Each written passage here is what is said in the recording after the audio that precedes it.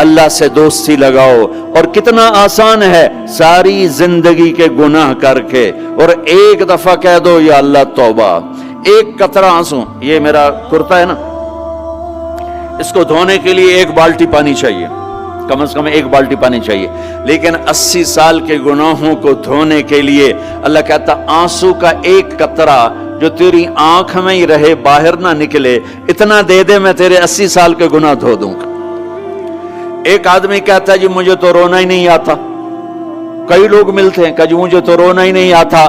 تو میں کہتا ہوں ہائے کر سکتے ہو؟ کہا جی ہائے کر سکتے. میں کہا یوں کہہ دے ہائے میرے اللہ مجھے معاف کر دے، تو تیری ہائے تیرے 1000 سال کے گناہ دھو دے گی، تیرے کروڑ سال کے گناہ دھو دے گی.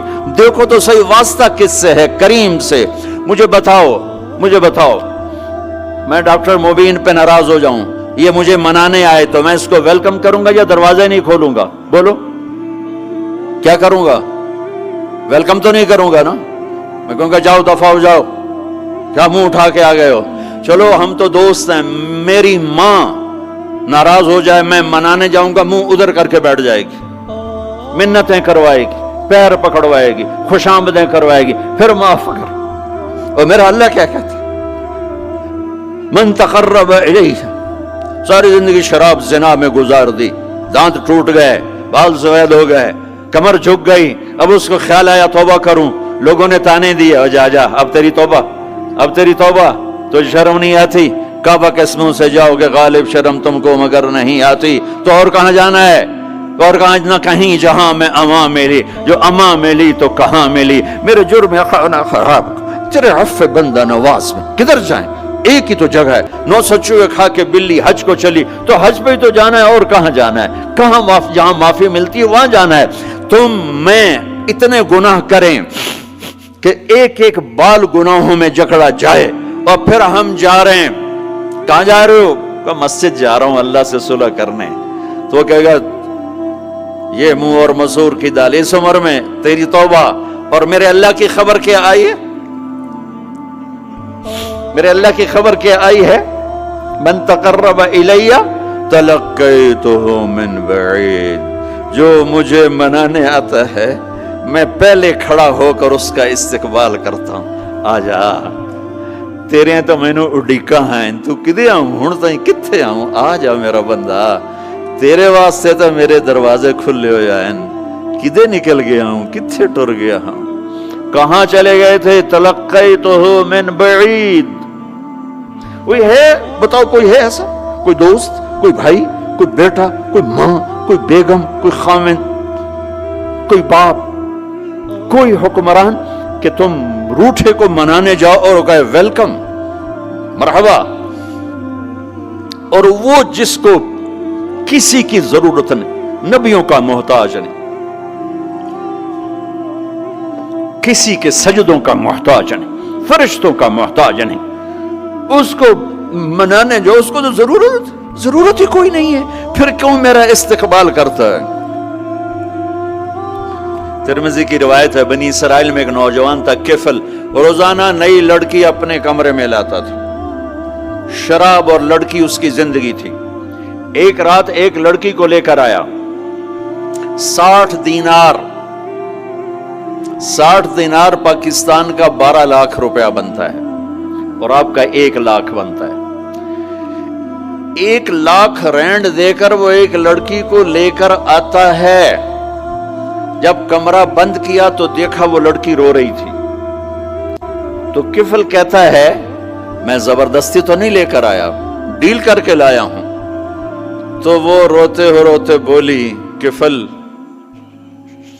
طوائف نہیں ہوں، غریب ہوں، مجھے غربت نے عزت بیچنے تک پہنچا دیا ہے. میں کہا کرتا ہوں جب مالدار لوگ زکوٰۃ نہیں دیتے تو غریبوں کی بیٹیاں طوائف بن جاتی. جب مالدار لوگ اپنے جنت بنا دنیا کو جنت مناتے ہیں اور غریبوں کو بھول جاتے ہیں تو غریبوں کی بیٹیوں کی عزتیں یوں نیلام ہوتی ہیں. وہ ساری زندگی کے لیے طوائف کا داغ اپنے ماتھے پہ لیتی ہیں اور زندگی بھر عزت کا ایک لمحہ نہیں گزار سکتی. اور طوائفوں سے کھیلنے والے وہ ویسے ہی مسٹر رہتے ہیں، وہ ویسے ہی ہز ہائنس رہتے ہیں، ویسے یور آنر رہتے ہیں. ایک بچی کی عزت برباد ہو گئی اور اس خبیث کی عزت ویسے کے ویسے ہے، اس لیے تو میرے اللہ نے قیامت کا دن رکھا ہے، اس لیے تو میرے اللہ نے قیامت کا دن رکھا ہے۔ ہائے ہائے ہائے ہائے، ایسے تو نہیں حسین سر کٹوا کے نیزوں پہ چڑھ گئے اور آل رسول کے سیٹے گئے اور بوٹی بوٹی ان کے ہو گئی کہ اللہ کو نہیں چھوڑنا باقی سب چھوڑ دیں گے۔ جس امت کے پاس کربلا کی تاریخ ہو وہ امت نماز چھوڑ دے، وہ امت جھوٹ بولے، شراب پی، زنا کرے۔ جلا دو اپنی تاریخ کو، جلا دو اپنی کتابوں کو، جلا دو اپنی میراث کو، جو کرنا پھر جو مرضی کرو، بھلا دو حسین کی قربانی کو۔ یہ کوئی زندگی ہے جو ہم گزار رہے ہیں؟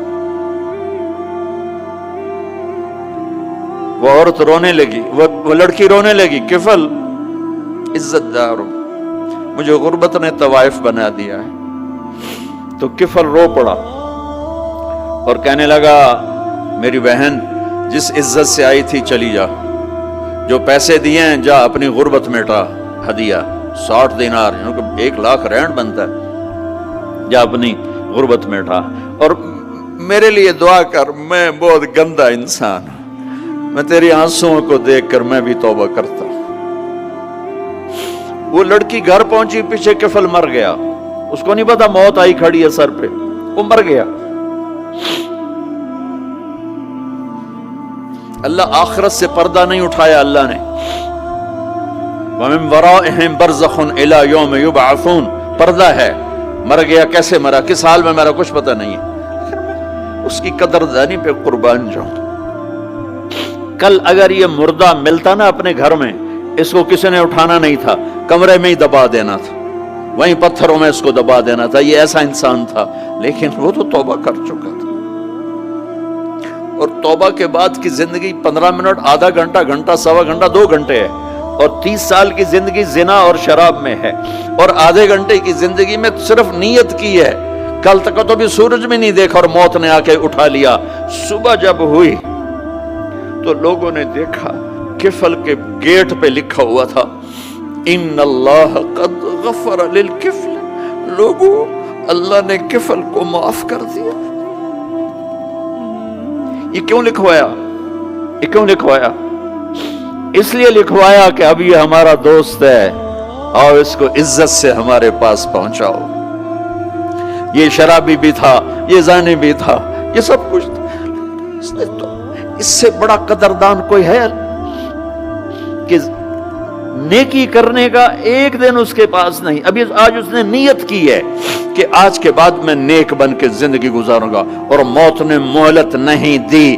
خالی نیت پر میرے اللہ نے کیا کر دیا، اتنا بڑا مین گیٹ پہ نورانی سطر سے لکھا ہوا تھا ان اللہ قد غفر للکفل، اللہ نے کفل کو معاف کر دیا۔ یعنی جاؤ اس کو عزت کے ساتھ لے کر آؤ اور میرے دربار میں پہنچاؤ، یہ اللہ ہے۔ میرے عزیزو، اللہ کے واسطے اپنے اللہ سے دوستی کر لو، اپنے اللہ کو اپنا بنا لو۔